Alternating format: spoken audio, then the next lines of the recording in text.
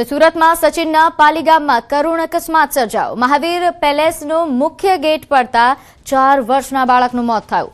મુખ્ય ગેટ લાંબા સમયથી જર્જરિત હોવાનો દાવો કરવામાં આવી રહ્યો છે। રિપેરિંગ ન કરાતા ઘટના બન્યા હોવાનો આક્ષેપ થયો। લગાવવામાં આવેલા સીસીટીવી કેમેરા પણ બંધ હાલતમાં હતા। પરિવારજનોમાં ભારે આક્રંદ છવાયો છે। અકસ્માત માટે જવાબદાર કોણ તે મોટો સવાલ છે। તો સુરતના સચિન વિસ્તારમાં આવેલા પાલી ગામમાં એક કરુણ અકસ્માતની ઘટના સામે આવી। શ્રી મહાવીર પેલેસનો મુખ્ય ગેટ અચાનક ધરાશાયી થતા તેની નીચે દબાઈ જવાથી 4 વર્ષના સની કુમારનું મોત થયું। ઘટનાના પગલે વિસ્તારમાં શોકનો માહોલ છવાઈ ગયો। મળતી માહિતી મુજબ શની કુમાર આશરે 2 મહિના પહેલા તેની માતા સાથે સુરત આવ્યો હતો અને પાલી ગામ સ્થિત શ્રી મહાવીર પેલેસના રૂમ નંબર 310માં રહેતો હતો। દરમિયાન મહાવીર પેલેસનો મુખ્ય ગેટ અચાનક બાળક પર પડતા સની ગંભીર રીતે ઇજાગ્રસ્ત થયો। ઘટનાની જાણ થતાં તેને સારવાર માટે લઈ જવામાં આવ્યો, પરંતુ તેનું મોત થયું। સ્થાનિકોના જણાવ્યા મુજબ મહાવીર પેલેસનો મુખ્ય ગેટ લાંબા સમયથી જર્જરિત હાલતમાં હતો। ગેટની સ્થિતિ અંગે અગાઉ પણ જાણ કરવામાં આવી હતી, તેમ છતાં તેની યોગ્ય રીતે મરામત ન કરવામાં આવી, જેના કારણે આ પ્રકારની ઘટના બની। આ દુર્ઘટના બાદ મહાવીર પેલેસમાં લગાવવામાં આવેલા સીસીટીવી કેમેરા પણ બંધ હાલતમાં હોવાની માહિતી સામે આવી છે, જેના કારણે અકસ્માતની સમગ્ર ઘટનાને લઈને અનેક સવાલો ઊભા થયા છે। ઘટનાના પગલે પોલીસ દ્વારા તપાસ પણ હાથ ધરવામાં આવે તેવી માંગ ઉઠી રહી છે। જર્જરિત ગેટની સમયસર મરામત કેમ ન કરવામાં આવી તે પણ મોટો સવાલ છે। અકસ્માત માટે જવાબદાર કોણ છે તે અંગે તપાસ બાદ હકીકત સામે આવવાની શક્યતા છે। બાળકના મોતને પગલે પરિવારજનોમાં હાલ ભારે આક્રંદ છવાયો। રાજકોટમાં ખાદ્ય તેલમાં ભેળસેળના મોટા કૌભાંડનો પર્દાફાશ થયો છે। રાજકોટ ગ્રામ્ય એસઓજી બ્રાન્ચનો મોટો સપાટો। ફૂડ સેફ્ટી ઓફિસરને સાથે રાખીને મેગા રેડ કરવામાં આવી। ગોંડલના ભોજપરા ગામે ખાદ્ય તેલમાં ભેળસેળના કૌભાંડ પર રેડ થઈ। મુરલીધર પ્રોટીન્સમાં આ ભેળસેળનો કાળો કારોબાર ચાલતો હતો। લોકોના આરોગ્ય સાથે ગંભીર રીતે ચેડા થતા હોવાનો ખુલાસો થયો છે। કારખાનાના સંચાલક વિરુદ્ધ કાયદેસરની કાર્યવાહી થઈ। તહેવારોની સિઝનમાં જ ખાદ્ય તેલમાં ભેળસેળનું આ મસ્ત મોટું કૌભાંડ પકડાતા ખાદ્ય ચીજોમાં ભેળસેળ કરતા અન્ય લેભાગુ તત્વોમાં નાસભાગ મચી હતી અને ભારે ફફડાટ પણ ફેલાયો છે। આગળ વાત કરીએ, બનાસકાંઠામાં ભારતીય મજદૂર સંઘના નેજા હેઠળ 500 જેટલી મહિલા કર્મચારીઓનો વિરોધ। આશરે 500 જેટલી આંગણવાડી અને આઉટસોર્સિંગ મહિલા કર્મચારીઓએ પડતર માંગણીઓને લઈને વિરોધ પ્રદર્શન કર્યું। મહિલાઓએ સરકાર સામે સૂત્રોચ્ચાર કરી પગાર વધારા સહિતની માંગણીઓની તાત્કાલિક સ્વીકારની માંગ કરી। સ્કીમ વર્કર પ્રથા નાબૂદ કરવી, સરકારી લઘુત્તમ વેતનનો લાભ આપવા તેમજ આઉટસોર્સિંગ પ્રથા બંધ કરવા અને માસિક રૂપિયા 30,000 પગાર સાથે નિવૃત્તિ બાદ પેન્શનની જોગવાઈ કરવાની માંગ કરવામાં આવી છે। માંગણીઓ નહીં સંતોષાય તો ભૂખ હડતાળ સહિતના ઉગ્ર આંદોલનની ચીમકી ઉચ્ચારવામાં આવી।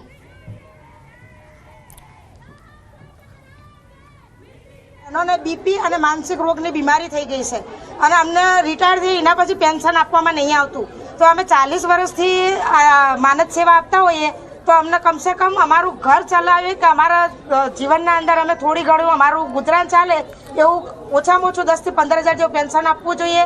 અને હાલની મોંઘવારી પ્રમાણે અમને દિવસના 1,000 રૂપિયા લેખે અમારું મહેનતાણું 30,000 તો થવું જ જોઈએ, કારણ કે અમારી બહેનોના 10,000માં પોસાતું નથી અને સરકાર સામે બાયો ચડાવી અને હડતાલ કરવાની જરૂર પડશે। ભૂખ હડતાલ પણ ઉતરશું એવી અમારી ચીમકી છે। નું નિવેદન છે કે જે હાઈકોર્ટે ચુકાદો આપ્યો છે એ જલ્દી અમલમાં કરે અને બહેનોને જે કામનું ભારણ છે એ પણ ઓછું કરે। ઓછું નહીં કરે તો હાઈકોર્ટે જે ચુકાદો આપ્યો છે તાત્કાલિક અમલમાં કરે।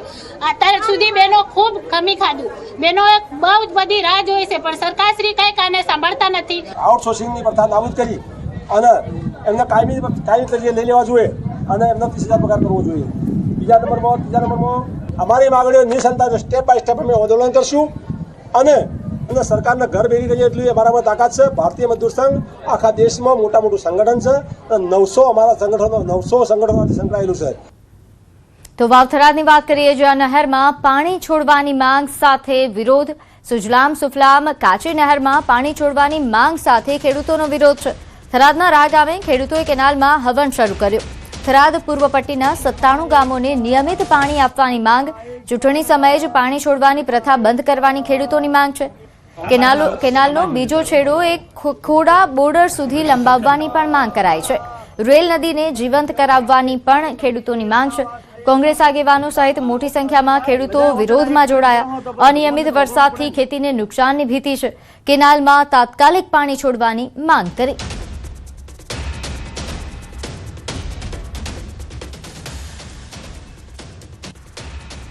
અત્યારે અમે છીએ વાવ થરાદ જિલ્લાની રાપમાંથી પસાર થતી સુજલામ સુફલામ કાચી કેનાલમાં, અને આ કેનાલમાં પાણી છોડવામાં ના આવતા અત્યારે આપને સીધા દ્રશ્યો બતાવીશ કે ખેડૂતોમાં રોષ જોવા મળી રહ્યો છે. અને પાણી છોડવામાં ના આવતા આજે 97 ગામના ખેડૂતો છે તેમના દ્વારા એક હવનનું આયોજન કરવામાં આવ્યું છે, અને હવનની અંદર કોંગ્રેસના આગેવાન માંગીલાલ પટેલ તેમજ કોંગ્રેસના જિલ્લા પ્રમુખ ગુલાબસિંહ રાજપૂત સહિતના આગેવાનો પણ આ હવનમાં બેઠા છે. અને ખેડૂતોની માંગ છે કે તાત્કાલિક આ કેનાલની અંદર પાણી છોડવામાં આવે. માત્ર ચૂંટણી સમયે જ આ પાણી છોડવામાં આવે છે, તે બાદ પાણી બંધ કરી દેવામાં આવે છે.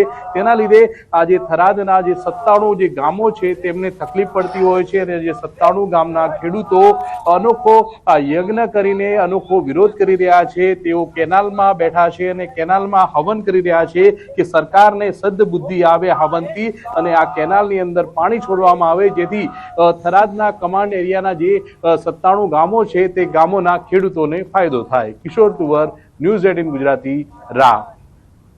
તો રાજકોટના સુપેડી અને આસપાસના ગ્રામ્ય વિસ્તારના મુસાફરો માટે રાહતના સમાચાર સામે આવ્યા.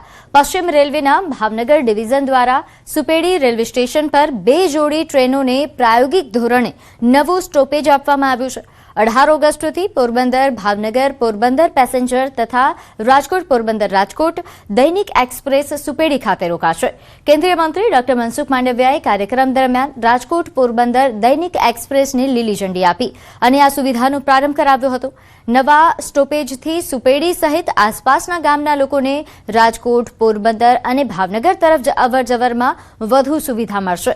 સ્થાનિક લોકોની લાંબા સમયથી ચાલતી માંગ પૂર્ણ થતા વિસ્તારમાં ખુશીનો માહોલ જોવા મળ્યો હતો.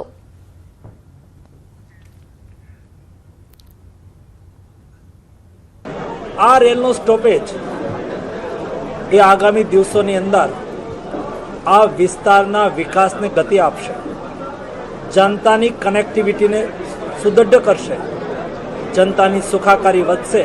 इन गाड़ियों को यहाँ पर स्टॉपेज देने से यहाँ के गांव के लोग, यहाँ के आसपास के रहने के लोग, उनके लिए एक अतिरिक्त सुविधा उन्हें मिलेगी कि वो जहाँ भी जाना चाहते हैं. आप इसका दोनों गाड़ियों का समय बहुत ही उचित है, सुबह का समय है और ये दोनों ही गाड़ियाँ आप लोगों को, यहाँ के लोगों को एक नया एक कार्य दिलाएंगी, नया उनके लिए एक सुविधा प्रदान करेंगी. તો હવે વાત કરીએ અમદાવાદમાં દીપડાના દહેશતની.